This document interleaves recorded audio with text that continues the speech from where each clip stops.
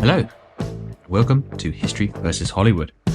This is our companion podcast to the History vs. Hollywood newsletter, where each week we dive into the real history behind some of your favourite films. I am your host / author of the newsletter, Jack Cooper. I'm very much excited to have you here and listening.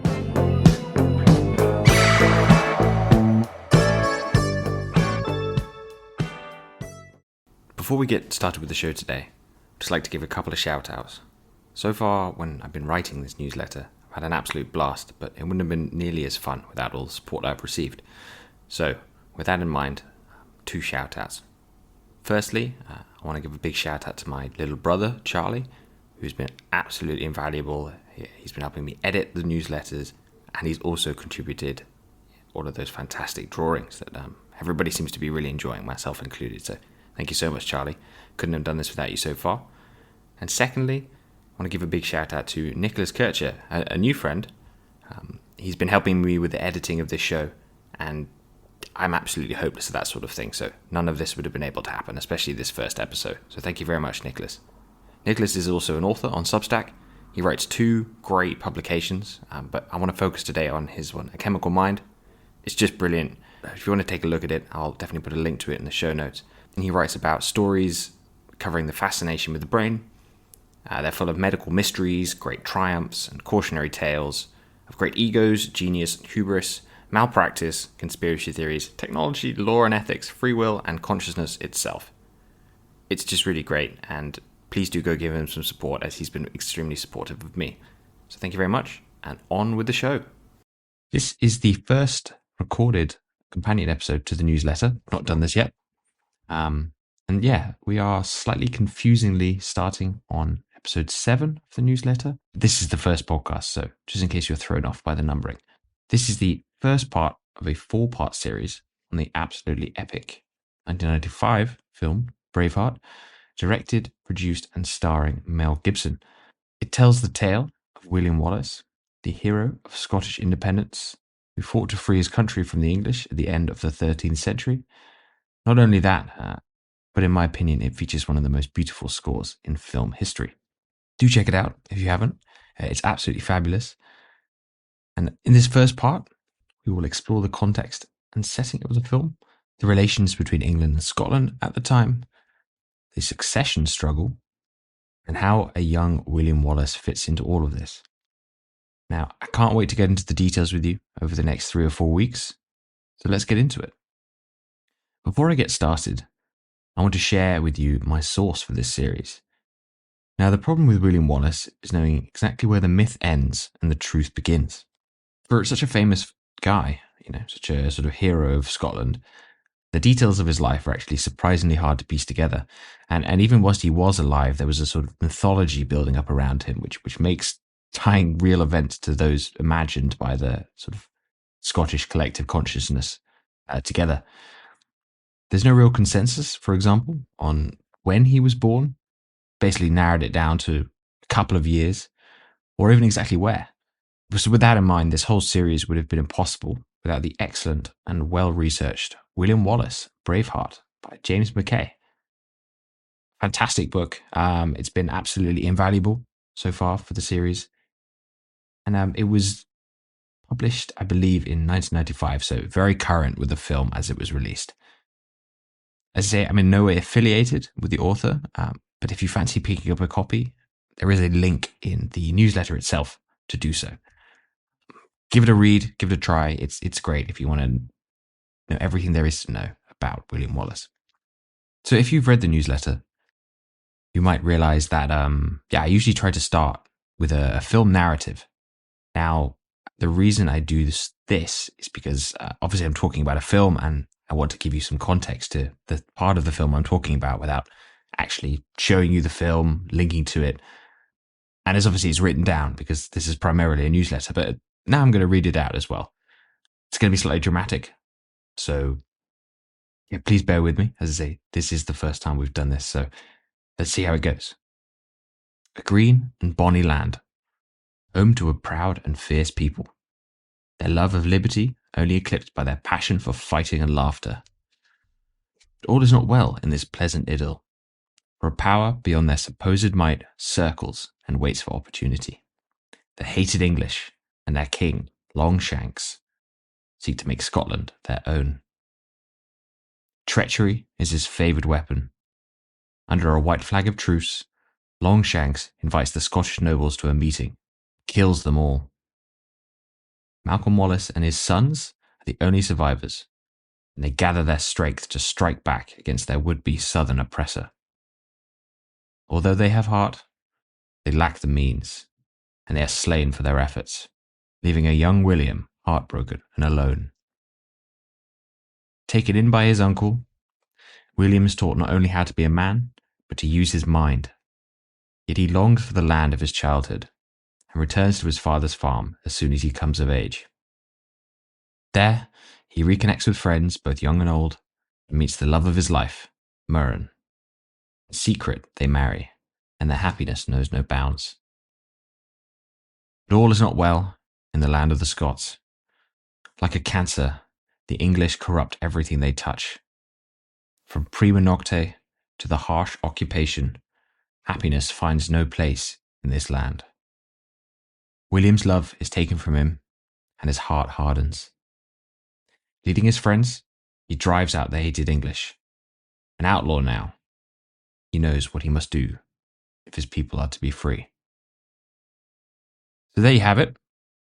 That is my dramatic interpretation of Act 1 of Braveheart. And as Act 1s usually are used in films, it's all about setting the background for the rest of the film. And so that's what we're going to discuss today. We're going to talk about the historical background and narrative to the setting of Braveheart. So if you'll bear with me when I'll jump into the body of the text. Braveheart is an epic tale of Scotland's struggle for freedom from Edward I, known as Longshanks for his very long legs, or the Hammer of the Scots, and I'm sure you can probably take a guess as to why he's known as that. It doesn't bode well for the Scots in the story coming up. Let's just leave it there. The film portrays William Wallace, a noble farmer who, outraged at the murder of his new wife, leads a rebellion to try and remove the English oppressors from his land. Mel Gibson delivers an epic performance, and the film is hard to fault, even at almost 3 hours long. But is any of it really true? Is William Wallace really just a noble peasant farmer? Not quite, actually. For the most part, the story isn't completely made up, but it's not exactly presenting the facts as they are available. And it leans, in my opinion, far more into the mythology around Wallace than the actual truth.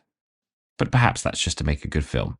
Although, hopefully, by the end of this series, you'll agree with me that the more factual story of William Wallace is actually equally fascinating, but maybe quite long and winded and probably hard to fit into what is already a very long 3-hour film. So with that in mind, what was going on in the Scotland of William Wallace's youth? What environment created this man, this enormous 6'7" Scottish monster who swung a 5-foot sword and could cut a horse's head off, and all such exciting and titillating rumours you hear about him down the ages? What did happen to trigger Wallace's rebellion against the crown? Now, I know this may come as a shock to most readers, but things were actually fairly calm between England and Scotland in the latter half of the 13th century. Now, for those unfamiliar with English and Scottish relations, they're usually frosty at best, outright hostile at worst. But in the decades preceding the birth of our erstwhile hero, things have been going pretty well. Scotland was ruled by a chap called Alexander III, and to be honest, he was doing a bang-up job of it. Coming to the throne in 1249, he'd ruled effectively, seemingly fairly, and had even managed to expand the Scottish realm without upsetting his neighbours too much. Some even go so far as to suggest that his reign could be described as a golden age for the recently named Scotia. Scotia? Who knows? And not just in the sort of noble peasant rural idyll style of a golden age either. Scotland was booming. Roads were being built, cities were popping up left, right and centre, and port towns like Berwick were attracting traders from all over the world. One medieval visitor described Berwick as a new Alexandria, so rich was its bounty. Though I imagine the weather was slightly poorer in Berwick than it was in sort of beautiful Alexandria in Egypt.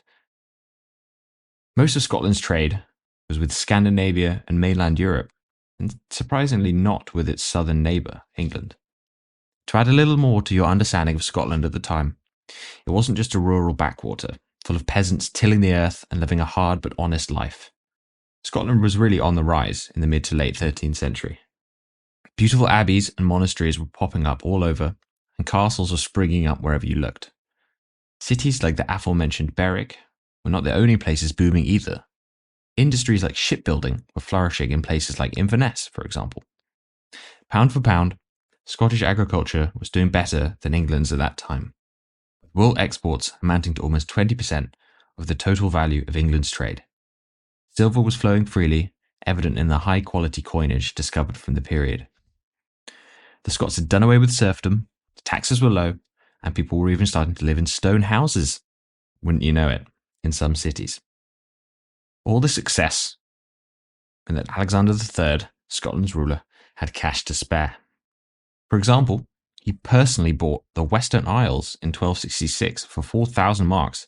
Now, I'm not sure exactly of the exchange rate, but I imagine that's probably a rather large amount of money. So good for Alex. By comparison, the ruling house of England during a similar period saw Henry III requesting an extension on payments of the dowry for Alexander's first wife, Margaret, as he was strapped for cash. A little embarrassing, having to ask your son-in-law in his smaller, sort of slightly backwaterish realm, in your opinion, for an extension on a loan. Can't imagine he felt very good doing that. But that just gives you a sort of an example of the different liquidity of the two realms at the time. Now, money matters aside, relations were good between the neighbours. Because the borders had never really been defined, the Scots had historically had a habit of trying to annex Northumberland and other desirable parts of northern England. However, Alexander had no such ambitions, instead focusing on less controversial territories to conquer, such as the various islands surrounding Scotland, the aforementioned Western Isles, the Isle of Man, places like that. Under Alexander, the frontier effectively lay in a straight line from Solway Firth to the Tyne River. Here's a little bit of author lore for you. My brother and sister were born in Newcastle upon Tyne. Newcastle was built by William the Conqueror after he arrived in 1066 for the exact reason of keeping the Scots out of Northumberland. Yeah, we grew up there and I went back there for university. It's absolutely fabulous. If you ever get a chance to visit that part of the world, please do so. So, the relationship between Scottish and English kings had never really been defined up to that point, and this was to cause a great deal of trouble by the end of the century. The problem all started with the Normans, as did many, many, many other problems for the inhabitants of the English Isles up to that point, the British Isles. When old Billy the Conqueror, William, sailed to England and took over in 1066, he used baronage to divide up his new kingdom, sort of a novel French idea of how to rule the place. It basically meant that he would split up the kingdom into larger states and then have it ruled by a selection of his favourite toughs. A few centuries later, this had been so effective that the vast majority of the descendants of these French warlords were often still in place, and some had even risen to such lofty heights as kings of Scotland. Now, you might imagine that this made things a little complicated, because the lords and rulers of Scotland were also English magnates. So were they subservient to the English crown then, or not? This question had always, and would continue to, cause a fair amount of trouble on our rainy little island. It was unclear, but for the time being, Alexander was doing a fairly good job of managing it. Now, the Scottish kings had always done homage, who knows, to their English counterparts for the land they owned in England. Doing homage is a rather embarrassing ceremony that involves the bigwig in question. Perhaps you're a baron, perhaps you're a duke. I don't know if they had dukes at that time, but perhaps you are. Sounds rather lovely if you are. Good for you. You have to come to your king, grovel a bit, and then essentially acknowledge the king's right to ask you to do whatever he wants. So, if you're a Scottish king and you've gone and done that to the English king for your estates in England, you can see why this might complicate your sovereign rule over a nation like Scotland. Do you cross the border and then you're no longer under his thumb? I think an argument could probably be made against that. And this is really the kind of the crux of the entire problem we're about to get into talking about. Now, attempts had been made to clear this up. In 1174, a Scottish king at the time got himself captured after an unsuccessful attempt to retake Northumberland. Henry II of England threw him in jail and only released him after he acknowledged Henry as his liege lord. In return for his freedom, the Scot paid homage to Henry. So there you have it, problem solved. Everybody knows where they stand now, right? Well, unfortunately not. A generation later, Richard the Lionheart of crusading fame, brother of the evil King John from Robin Hood, if you've ever read that story, famous crusader, wasn't very interested in ruling the country, much more interested in spending time in the Middle East bashing the Muslims. But that's a story for another time. To pay for these endless crusades, he even went so far as selling this decision between the Scots and the English back to them in order to fund his overseas exploits. So, nothing was quite resolved then in the end. When Alexander III came to power, his father-in-law, Henry III, asked him to do homage in return for his daughter's hand in marriage. Alexander, a young man, but then already showing signs of being a strong captain for Team Scotland, politely but firmly refused. Since then, Scottish and English relations had been cordial, but perhaps a little chilly. As I've already mentioned, Alexander was a pretty decent monarch. His only real shortcomings in that regard were his lack of an heir and his nocturnal horse-based navigation skills. But more on that in just a moment. As children often did in those days, Alexander's kept dying. His youngest son died unmarried, and his eldest died a few years later, married but without an heir. This meant that when his daughter died in childbirth, leaving a girl baptized Margaret, soon to be more famously remembered as the Maid of Norway, the succession fell to her. A foreign child and a woman to boot? Those were not strong succession plans in the 13th century. We will return to the Maid of Norway in a moment, but for now, let's introduce a character who will shake things up significantly in Scotland. Edward I, or Longshanks, as he was known for his famously long legs, came to the throne following the death of Henry III. Now, in my opinion, it makes for a rather good story that both Edward and William Wallace were famously tall, good-looking chaps. I mean, you can't write it, can you? Edward was crowned at 35, set about getting on with the business of kingship. He's a pretty formidable guy, having already been involved in several wars that he'd brought to successful conclusions before being crowned. And he'd even done the coolest thing that a medieval knight could do at the time. He'd been on a crusade. Not one of the famous ones, the 9th one. Wasn't aware there were 9, but I'm sure it was a raucous good time, and it certainly added to his credibility. Shortly after being crowned, he crushed a rebellion in Wales. When it didn't quite take, he returned in the 1280s and conquered the entire country. To keep Wales pacified, he built a string of forts and towns and settled them with Englishmen. This did the trick, and was a lesson he would remember when he turned his attention to Scotland in the near future. Now, besides being good in a fight, Edward was also adept in the courtroom. He spent much of his reign fiddling with and straightening out the antiquated and honestly quite confusing laws that governed his realm. He would later use his lawyerly skills when dealing with a series of unfortunate events involving the Scottish royal family. These events would set the stage for the epic tale told in Braveheart. But before we get there, let's return to Alexander III and his troubles riding horses at night. It was a dark and stormy night in mid-March 1286. The vibes were bad, and omens and evil portents were being reported all over the place. King Alexander was not a man to be frightened by such things.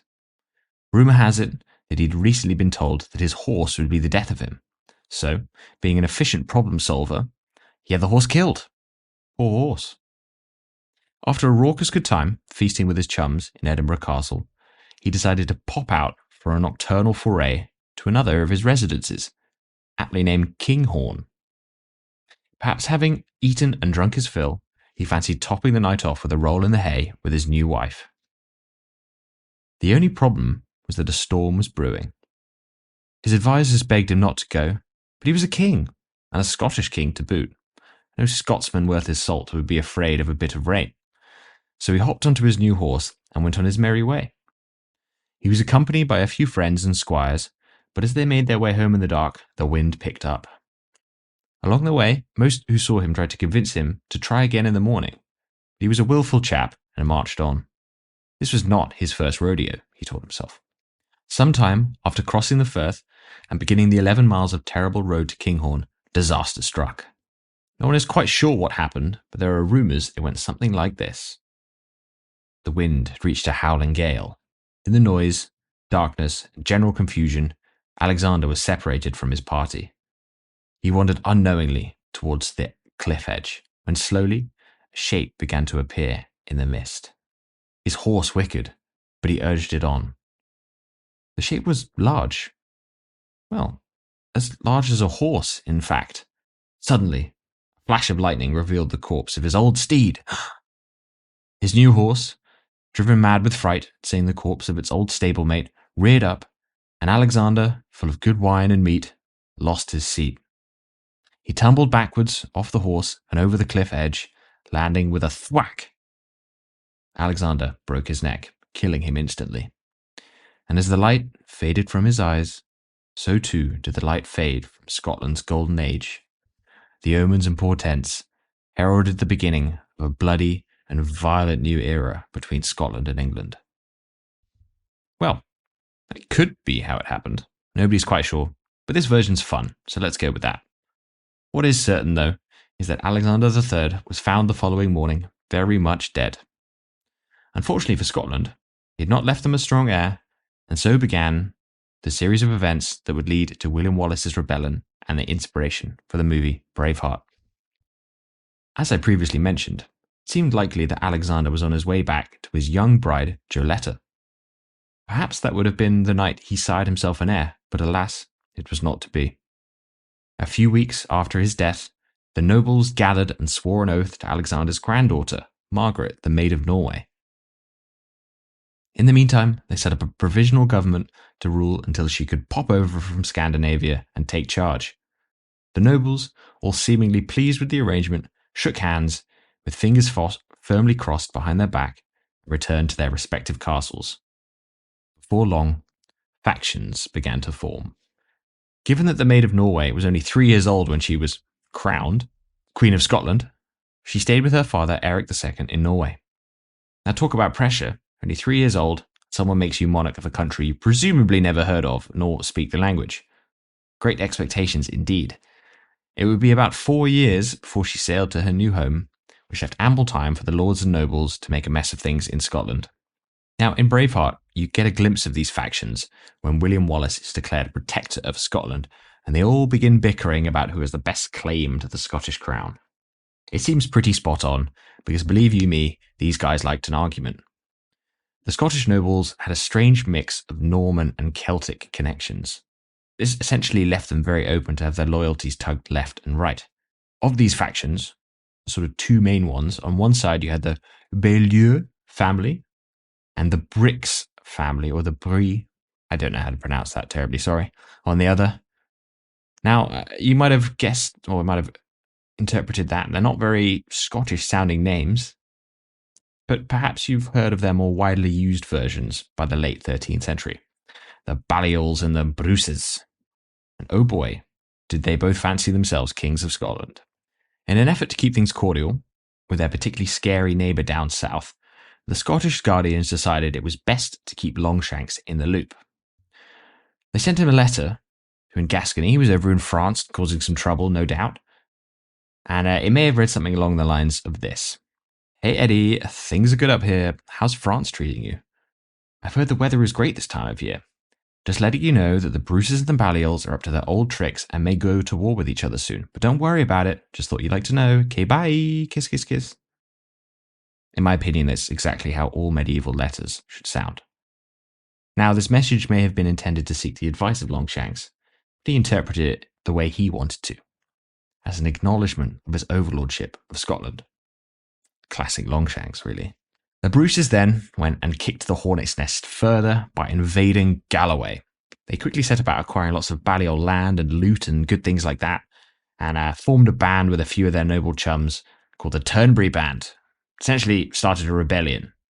Now this was all happening under a dangerous set of circumstances, precedents.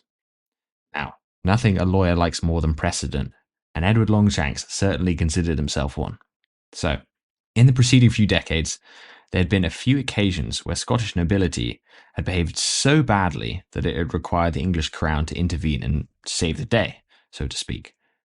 For example, in 1254, Alexander III had been kidnapped by a group of nobles, notably Robert the Bruce, father of future King of Scotland, confusingly also named Robert the Bruce. He's held as a hostage at an abbey. Henry III had ridden to his rescue, and as a result, Alexander had been unfortunately forced to acknowledge Henry as his superior, not doing direct homage to him, but basically saying, "You're a good chap, thanks for rescuing me, couldn't have done it without you, cheers." So this time around, when things got a bit feisty in Scotland, and the Guardians called for help, Longshanks saw an opportunity. Since the death of Alexander, he'd been quietly scheming in the background. His latest sally against Scotland was very much a plan of the long term. He was arranging the future marriage of the Maid of Norway to, would you guess it, his own son. This all meant that in the not-so-distant future, Scotland would effectively become his via marriage. Now, trivialities such as the fact that his son and the Maid of Norway were first cousins was swiftly overcome by the granting of a papal bull, giving them dispensation for the marriage. It does seem that in those days, the laws of the church only really applied to those who couldn't afford to bend them. By now, the Turnberry Revolt had sort of fizzled out, and Edward had missed his opportunity for a full-scale takeover. He had, however, made use of the confusion to install a few hand-selected magistrates into certain Scottish territories, notably the Isle of Man, one of the fruits of Alexander's reign, which was now, for all intents and purposes, an English territory. This brazen act of illegal occupation was a sign that Edward was perfectly happy to break his beloved laws when it suited him. The Isle of Man had, in fact, never even been an English territory, and had been given to the Scots by the Norwegians in 1266. It wouldn't be long, though, for another unfortunate event would turn the whole Scottish succession issue on its head and leave Scotland open and vulnerable to Longshanks. The wedding between Edward's 5-year-old son and 6-year-old Maid of Norway was fast approaching. I'm sure that would have been an absolute raucous party, a 5 and a 6-year-old getting married, and Scotland was abuzz with excitement over the upcoming nuptials for some reason. Unfortunately, it wasn't to be so, or fortunately, depending on how you look at it. But tragically, it seems that the Maid of Norway fell ill on her journey to her new home and died soon after landing on the Orkney Islands. Thus ended the Scottish dynasty, leaving an uncertain future for all those who called Scotland home. Now the real trouble began shortly after. The problem under Alexander had been a lack of heirs. Now, there were a few too many. I won't get into how many exactly, as that would be incredibly tedious, but essentially, every Scotsman with land reckoned he was a shoo-in. Let's just focus on the two main troublemakers in Scotland, the Balliols and the Bruces. By the law of primogeniture, the Balliols had the strongest claim, but the laws of who can shout the loudest, the Bruces did, or at least believed they did. As soon as there was even a whiff of a rumour that the Maid of Norway was dead, the Bruces began to gather and arm themselves. Scotland was once again on the verge of collapsing into civil war, and the Bruces were, of course, right in the middle, stirring the pot. As the nobles began to pick sides, a chap named Bishop Fraser, seeing the writing on the wall, made a fateful decision and wrote to Longshanks for help. Edward, as I've mentioned earlier, fancied himself a bit of a lawyer, so when contacted by Fraser, he magnanimously agreed to come and help sort out the whole mess in the courtroom. He then quietly told his Privy Council that he had every intention of bringing Scotland under his rule and treating them the same way he had treated the Welsh. Divide and rule was to be the name of the game. Scotland was ripe for the plucking. They had no ruler, the magnates were at each other's throats, and they had no real national unity. Scotland had only really been one realm for a few decades at that point, and the preceding 8 decades of relative peace had conspired to leave them sorely lacking in military experience. Being a lawyer, Edward duly arranged a lawsuit to sort out the succession, and under the pretense of justice, Edward was to preside and decide who would wear the Scottish crown. There was a catch, though. They wanted Edward's help. The Scottish nobles were required to declare Longshanks as Lord Paramount of Scotland, so not king, but Lord Paramount, so ruling Scotland from England, essentially. He summoned all the Scottish nobles to England, not Scotland, brought them over the border, and made his case that he was the rightful Lord of Scotland. All they had to do was recognise it. Now, an entertaining side note here. In an attempt to legitimise his claim, Edward had the clergy dig up anything they could find to support his case. He went back pretty far and ended up with a story about the grandson of Aeneas of Troy, coming to a mysterious island called Albion after the Trojan War. Now, he got about slaying a load of giants, and once he'd done that, he left the island to his 3 sons, who went on to rule the realms of England, Wales, and Scotland. Now, supposedly, the son who ruled Scotland was killed by an invader at some point, and avenged by the son who ruled England. Ipso facto, there you have it, the English kings should rule Scotland. It's a watertight case, if I've ever heard one. The Scottish nobles, being in England, probably helped jog their memory, considered their estates in England, and duly decided that Edward was spot on. He was indeed Lord Paramount of Scotland. How had they not noticed it before? They gathered at a place called Upsetlington, aptly named, as presumably some were a bit upset, and swore their oath of fealty. However, there was a conspicuous absence on the fateful day, and here is where the Wallaces enter the story. Sir Malcolm Wallace of Ellerslie, and the father of our hero William, had decided he was in no mood to bend the knee to an English king. Longshanks was not one to overlook such a blatant disregard for his authority, and as such, the Wallaces' days were numbered. Meantime, Edward made use of his new power and decided by the law of primogeniture the Balliols had the best claim to the crown of Scotland. John Balliol was to be crowned King John, but more on him next week. So, this brings us in a roundabout way to the story of Braveheart, and that is where we will pick things up next time. I hope you've enjoyed this installment. I wanted to give you as much background as possible, whilst kind of keeping it relevant to, the story of Braveheart, but now you should have a good idea of the setting of the film Braveheart. It is slightly more complicated than the movie Braveheart makes it out to be. There doesn't seem to be one particular moment where Edward, for example, invited all the nobles of Scotland and murdered them in a barn, as the film makes out. As most things in history, it's a bit more complicated than that. He certainly wasn't a particularly nice chap to the nobles, but it doesn't seem, at least at this point, that he went that far. So next week, we'll take a look at William himself, his youth, and the events that led him to lead a rebellion against the English crown. On top of that, we'll delve deeper into Longshanks' treatment of Scotland and how he earned the nickname the Hammer of the Scots. So, if that sounds interesting to you, then please join us next time for another episode of History vs. Hollywood.